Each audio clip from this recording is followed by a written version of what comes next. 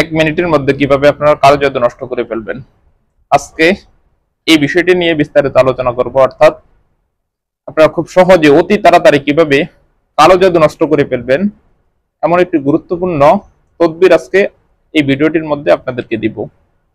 সুতরাং আমি মনে করি আজকের এই ভিডিওটি আপনাদের জন্য খুবই গুরুত্বপূর্ণ এবং খুবই উপকারী একটি ভিডিও। তাই ভিডিওটি না টেনে একটু শেষ পর্যন্ত দেখার চেষ্টা করবেন।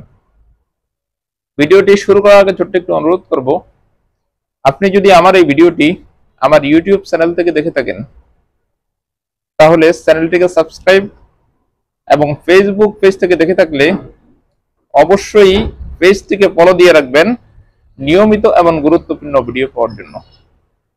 চলুন তাহলে কথা না বাড়িয়ে ভিডিওর মেইন আলোচনায় আসতে পারি।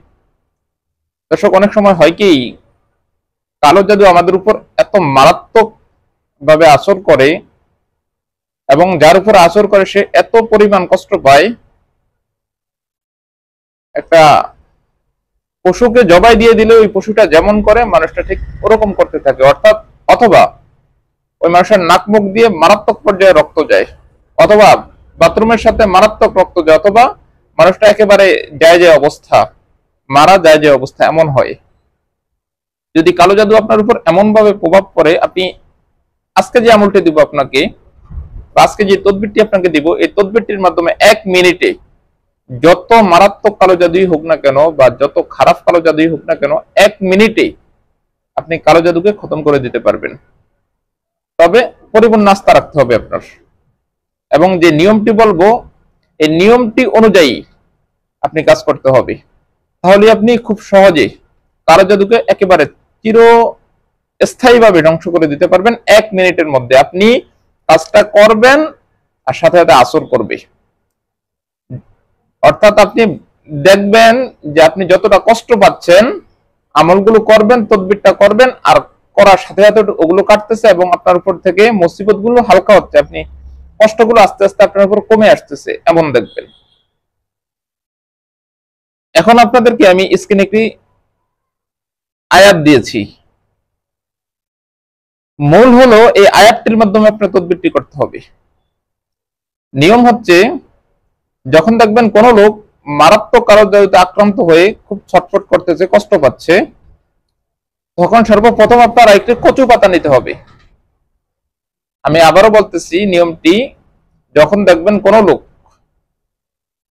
মারাত্মক কষ্ট পেয়ে খুব ছটফট করতেছে এবং মারাত্মক কষ্ট পাচ্ছে, তখন সর্বপ্রথম আপনার নিতে হবে একটি কচু পাতা।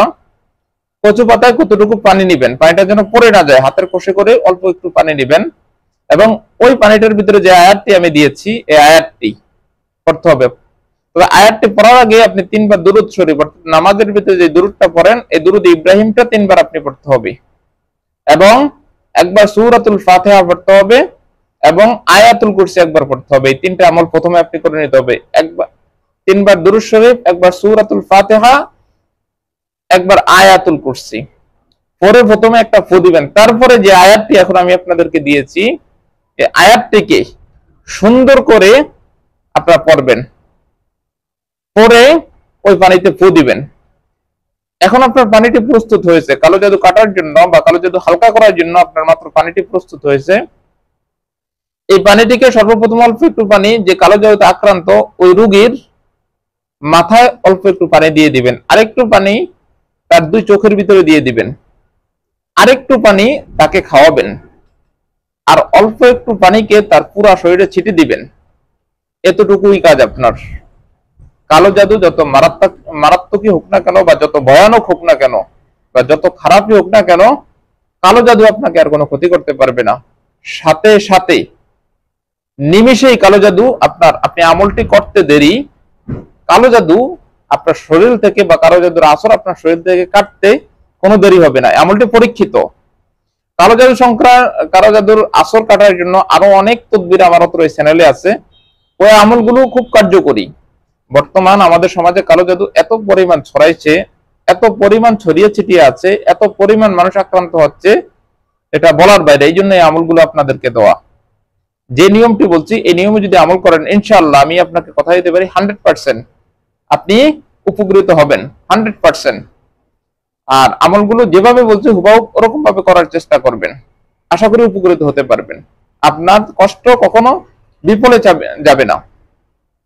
এমন গুরুত্বপূর্ণ ভিডিও পেতে অবশ্যই আপনি আমার চ্যানেলটিকে সাবস্ক্রাইব করে রাখবেন এবং ভিডিওটিকে লাইক এবং বেশি বেশি শেয়ার করবেন। ধন্যবাদ, ভালো থাকুন, দেখা হবে পরবর্তী